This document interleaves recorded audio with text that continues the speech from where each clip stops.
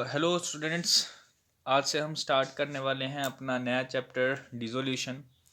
तो मीनिंग समझ लेते हैं। डिसोल्यूशन का मतलब क्या होता है? डिसोल्यूशन का मतलब होता है डिसकंटिन्यू करना। डिसकंटिन्यू पार्टनरशिप को भी किया जा सकता है और पार्टनरशिप डीड को भी किया जा सकता है। ठीक है, पार्टनरशिप डीड को अगर हम डिसकंटिन्यू करते हैं तो कहीं ना कहीं हम पूरे फॉर्म को बंद नहीं कर देते, जबकि अगर पूरे के पूरे पार्टनरशिप को ही अगर हम डिसॉल्व करने लगे तो कहने का मतलब यहाँ पे ये है कि जो कॉन्टिन्यूशन है, जो काम करने की जो क्षमता है वो ख़त्म हो जाती है फर्म की। मतलब फर्म अब पूरी की तरीके से बंद हो चुका है और उसके बाद जितने भी एसेट और लाइबिलिटीज़ हैं वो सब कुछ जो है बेच दो। जितने भी एसेट है उसको बेच दो, लाइबिलिटी की पेमेंट कर दो। तो इसको हम डिसोल्यूशन बोलते हैं। डिसोल्यूशन मीन्स डिसॉल्व करना फर्म को, क्या बंद कर देना, ताला लगा देना। ठीक है, तो उसी में क्या है कि फॉर्म को डिसॉल्व करने में जब चीज़ें आती हैं, जैसे मान लो हमारे पास कुछ एसेट्स थे, उस एसेट्स को हम क्या करते हैं, बेच देते हैं, रियलाइज कर देते हैं। जितना पैसा हमारे पास आ गया हम उसको रख लेते हैं। हम यहाँ पे ये नहीं देखते कि हमें नुकसान हुआ है या फ़ायदा हुआ है। भाई जितना पैसा आ जाए बस, जो जितना दे दे हमें। उसके बाद जो लाइबिलिटी की जो पेमेंट होती है वो भी इसी में की जाती है। तो लाइबिलिटीज को हमने पेमेंट करनी है और एसेट को बेच के हमने अपना पैसा इकट्ठा करना है। हम उसको लेके करेंगे भी क्या? ठीक है, तो जिस वजह से हमें एक अकाउंट जो क्रिएट करना पड़ता है डिसोल्यूशन का, जो कि होता है रियलाइजेशन। तो उसी के तहत हम अपने एसेट्स को और लाइबिलिटीज को बेचते हैं या खरीदते हैं। ठीक है, या पेमेंट करते हैं। ठीक है, तो एसेट को बेचना और लाइबिलिटीज की पेमेंट करना कहाँ पे? रियलाइजेशन अकाउंट में होता है। तो इसी वजह से यहाँ पे कुछ एंट्रीज है, जर्नल एंट्री हैं, जो कि हमें पास करनी होंगी बुक्स में, और वही स्टार्ट करने वाले हैं। तो आइए पहला क्वेश्चन हम देखें, जर्नल एंट्री से ही स्टार्ट करेंगे। तो what is a journal entry would you pass in the following cases? तो पहला केस है कि आपको कुछ जर्नल एंट्रीज गिवन है। Journal expense for realisation given है 1500 का। उसके बाद फिर 600 का एक्सपेंस है but paid by Mohan, a partner ने पे कर दिया। उसके बाद फिर Mohan, one of the partner of firm, was asked to look into dissolution of firm, of which he was allowed commission, उसको मिल रही है। मोटर कार जो जिसकी बुक वैल्यू थी 50,000 की, वो कौन ले गया? 40,000 में क्रेडिटर ले गया फुल सेटलमेंट में। ठीक है, तो पहली एंट्री हम देख लेते हैं। पहली एंट्री क्या थी? तो पहली एंट्री थी सिंपल, एक्सपेंस हुआ है रियलाइजेशन का। तो हम यहाँ पे सिंपल जर्नल एंट्री लिख देंगे क्या कि realisation account debit to cash, 1500 का ये आ जाएगा। ठीक है, इसमें जो फॉर्म पेमेंट करता है तो वो देखो, अब ध्यान रखना बच्चों यहाँ पे कि रियलाइजेशन अकाउंट डेबिट कब होगा? जब हमने कोई भी एक्सपेंस पे किए हैं। और क्रेडिट कब होगा? जब कोई भी पैसा हमारे पास आएगा। तो जिस तरीके से रिवॉल्यूशन में हम करते हैं, जो अगर नुकसान हुआ तो डेबिट कर देते हैं रिवॉल्यूशन को, और फायदा हुआ तो रिवॉल्यूशन को क्रेडिट कर देते हैं। यहाँ पे भी सेम वैसा ही होगा, रियलाइजेशन के थ्रू चीज़ें जाएंगी। अगर कोई खर्चा मतलब फॉर्म से पैसा बाहर गया है तो रियलाइजेशन अकाउंट डेबिट हो जाएगा। अगर फॉर्म में पैसा आया है तो रियलाइजेशन अकाउंट क्रेडिट हो जाएगा। ठीक है, तो पहला रियलाइजेशन टू कैश। उसके बाद आपको गिवन है कि भाई जो एक्सपेंसेस हैं 600 के, वो पेमेंट की है मोहन एक पार्टनर ने। तो अब मोहन पार्टनर है तो पार्टनर का नाम आ जाएगा, रियलाइजेशन अकाउंट डेबिट ही रहेगा। ठीक है, तो रियलाइजेशन अकाउंट डेबिट ही रहेगा, टू मोहन आ जाएगा। 600 के आ जाएंगे ये, क्यों? क्योंकि रियलाइजेशन अकाउंट डेबिट अगेन क्यों है? क्योंकि ये एक्सपेंस है। डन। उस तीसरा क्या है? Realisation to Mohan. मतलब यहाँ पे देखो क्या लिखा हुआ कि कमीशन इसको मिली है। अगर कमीशन मिली है तो फर्म का खर्चा ही। ठीक है, और फर्म का खर्चा और मिल किसे रहा है? तो मोहन को। Realisation account debit to Mohan आ जाएगा 2000। ठीक है, और लास्ट में है ये लिखा हुआ है कि भाई एक मोटर कार थी। ठीक है, और मोटर कार को क्रेडिटर्स को दे दिया गया इन एक्सचेंज। देखिए, जब भी एक्सचेंज की बात की जाएगी, फुल सेटलमेंट में एक्सचेंज की बात की जाएगी कि भाई कोई हमारे पास मोटर कार थी, उसको हमने दे दिया क्रेडिटर्स को, मतलब पेमेंट कर दी। तो उसकी यहाँ पे कोई एंट्री नहीं आती क्योंकि एक्सचेंज हुआ है। एक्सचेंज में हम नहीं रिकॉर्ड करते भाई।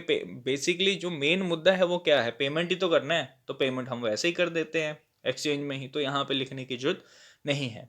नेक्स्ट क्वेश्चन है हमारे पास, जर्नल एंट्री पास करनी है, रियलाइजेशन एक्सपेंस गिवन है आपको 15,000 का, to be met by Rahul, वही पार्टनर का है बट फर्म ने पे किया है। पिछले में था कि भाई जो राहुल पे करता था, इसका भी देखेंगे। रमेश एक पार्टनर है, उसको रेमुनेशन मिली है 25,000 की, उसने सारे के सारे एक्सपेंस मीट किए हैं।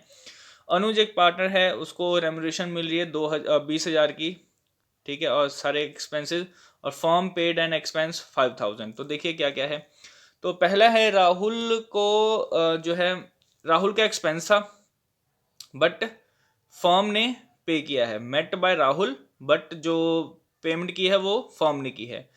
तो अगर फर्म ने की है, ठीक है, तो कैश तो जाएगा ही, राहुल अकाउंट डेबिट हो जाएगा, मतलब जो जिसका ये खर्चा था उसको हम अकाउंट डेबिट कर देंगे। बेसिकली इसके राहुल के अकाउंट में से हम पैसा काट लेंगे, मतलब राहुल का कैपिटल डेबिट कर लिया। और टू कैश है, तो ये जो एक्सपेंस जो है ये एक्चुअल में था किसका, राहुल का ही था, ठीक है। तो capital account debit to cash आ जाएगा क्योंकि फर्म ने ये पेमेंट की है।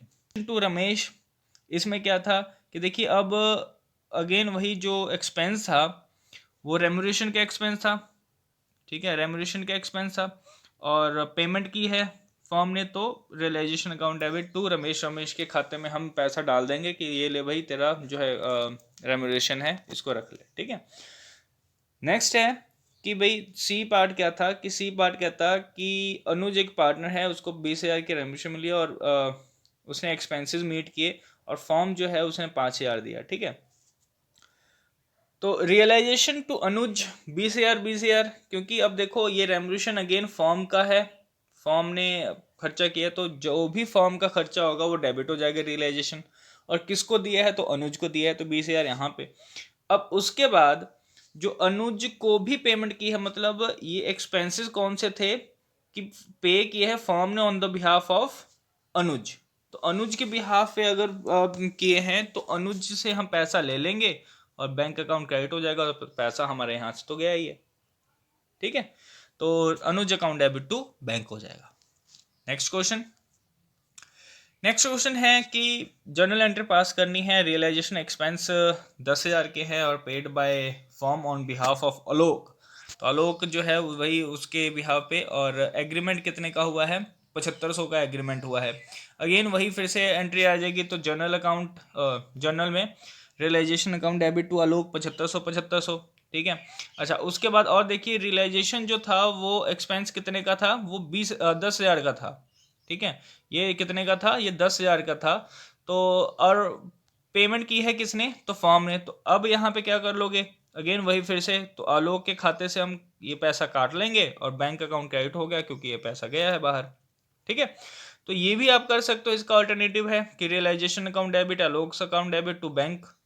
तो ये भी आप कर सकते हो कि रियलाइजेशन का खर्चा 7,500 का था, आलोक में से हम 2,500 काटेंगे और 10,000 हमारे पास यहाँ से चले गए। तो ये भी आप कर सकते हो और ऊपर वाला भी कर सकते हो, ठीक है। दूसरी एंट्री क्या कहती है कि दूसरी एंट्री है रियलाइजेशन एक्सपेंस कितना का है, 5,000 का है, और agree that form will pay 2,000 and balance will pay by Ravinder a partner, ठीक है।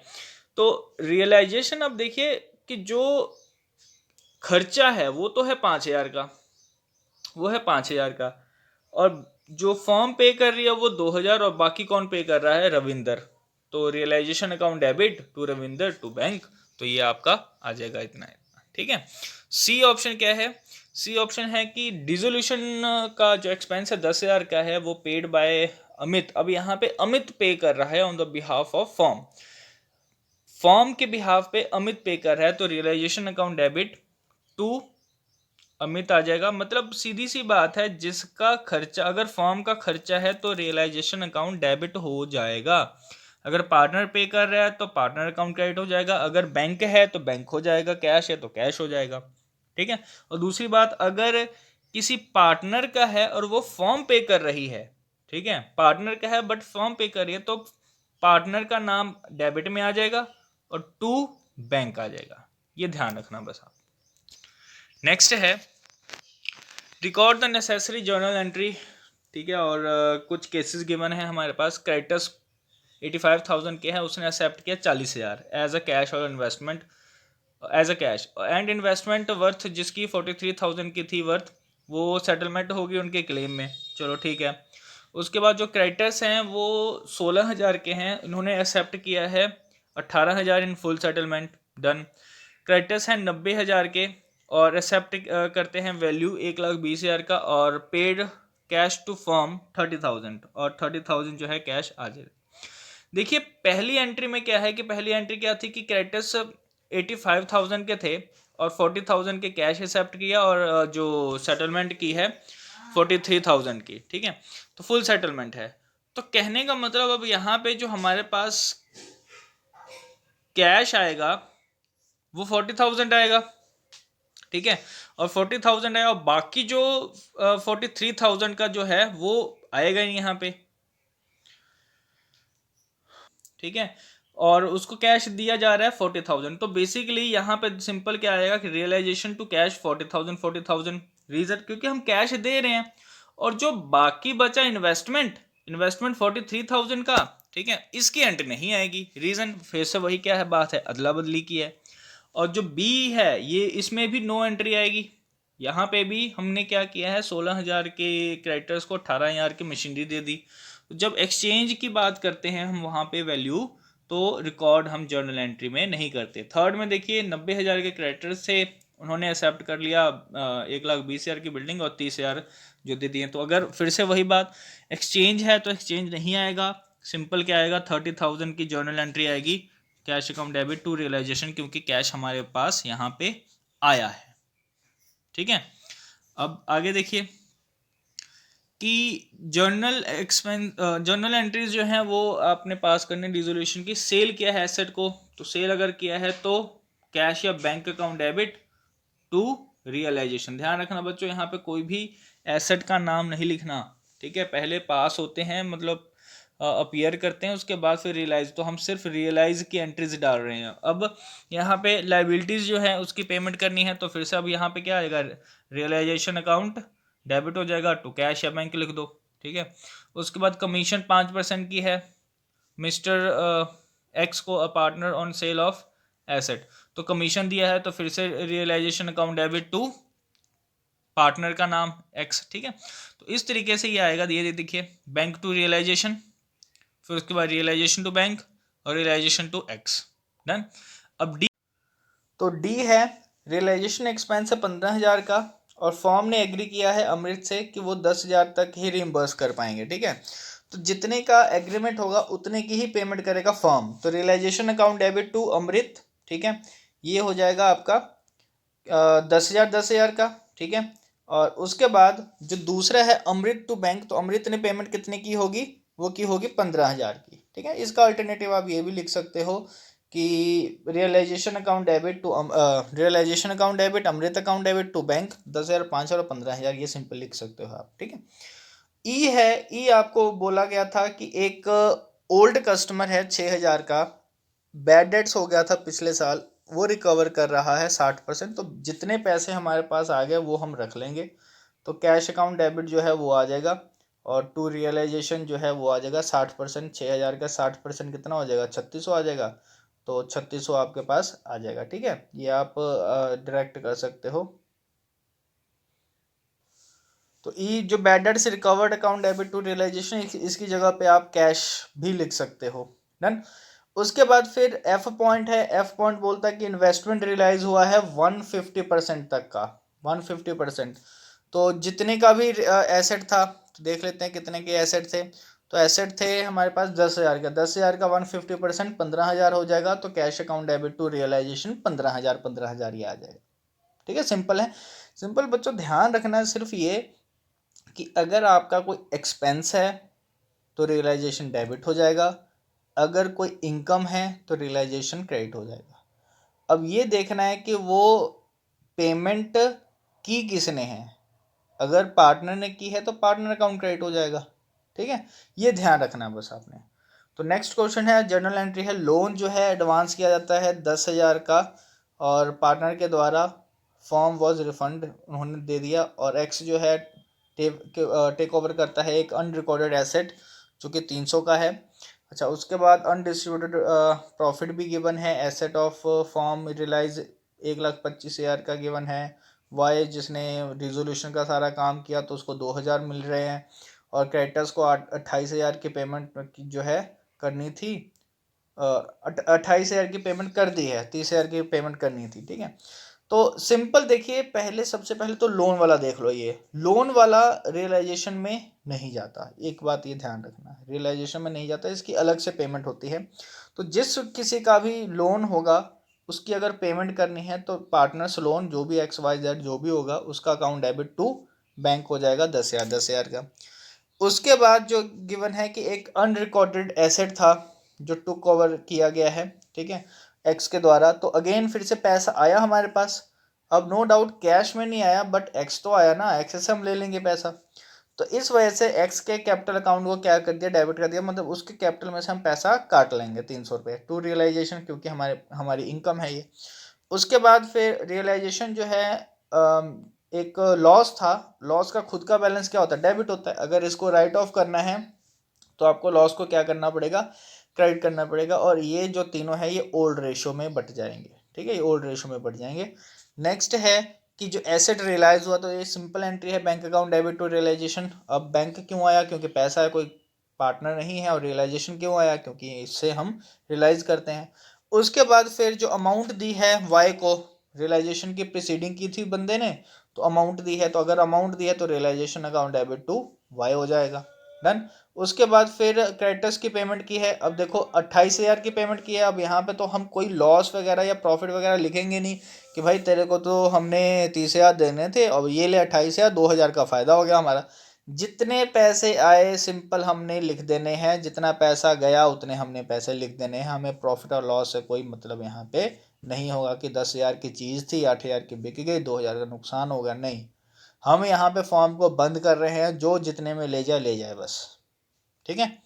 नेक्स्ट क्वेश्चन है कि पास अननेसेसरी एंट्री आपने पास करनी है, पारस और प्रिया की है, और ओल्ड फर्नीचर जो है फॉर्म का वो रिटर्न ऑफ कम्प्लीटली, और इसको 3,000 का सोल्ड है। तो सिंपल आप यहीं से बता सकते हो कि फर्नीचर का सोल्ड हुआ है तो क्या एंट्री आएगी, bank account debit to realization, simple ये एंट्री हो जाएगी। उसके बाद आशीष एक कस्टमर है, ओल्ड कस्टमर है, वो बैड डेट से हो गया था, तो 60% हमें दे रहा है, तो वही फिर से कैश लिख लो या बैड डेट से रिकवर लिख लो, टू रियलाइजेशन हो जाएगा। पारस ने एग्री किया है कि फॉर्म्स की गुडविल जो है वो, और बुक में रिकॉर्ड नहीं है, वैल्यूएशन 30,000 की देगा, ठीक है, अगर दे रहा है तो हम लिख देंगे वहाँ पे, और क्या लिखेंगे, तो रियलाइजेशन टू क्रेडिट हो जाएगा और पारस डेबिट हो जाएगा। Old partners, there was old typewriter था, पूरी तरीके से रिटर्न ऑफ हो चुका है, और एस्टिमेट किया जाता 400, और ये जो है प्रिया 25% लेस पे, मतलब 400 की चीज पे 25% कमी पे ले गई, ठीक है। तो 400 मतलब 100, ये 100 हो जाएगा, 100 रुपये माइनस कर दो, 300 का जो है वो वैल्यूएशन पे ले गई है प्रिया।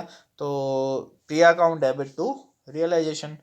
100 शेयर्स थे, 10 का एक है, स्टार लिमिटेड का कॉस्ट 2,000 की थी, विच एंड रिटर्न ऑफ कम्प्लीटली, और 6 रुपये के हिसाब से गए हैं। तो अगर हम देखें तो 100 शेयर्स थे, 10 रुपये का एक था, ठीक है, और 2,000 का खरीदा हुआ था, 6 के हिसाब में 600 में गया फिर। तो पहली एंट्री सिंपल थी कि cash to realization 3,000 old furniture sold हो गया। दूसरी भी रिटर्न ऑफ हो चुका था, तो बैंक या cash account debit bad debt से कवर्ड वाला। और उसके बाद Paras capital account debit to realisation 3,00,000 goodwill ले गया। उसके बाद फिर Paras capital to realisation 300 Priya capital account debit to realisation 300। उसके बाद फिर जो एसेट थे वो भी पार्टनर से ले गए हाफ हाफ में, तो वही 600 की वैल्यूएशन पे 300। अब बेहद इजी क्वेश्चन, अब आपको ये चीज़ें समझ में आ गई होंगी, ठीक है। अगर फिर भी आपको दिक्कत कोई होती है तो आप ज़रूर कमेंट बॉक्स में लिख सकते हैं, ठीक है।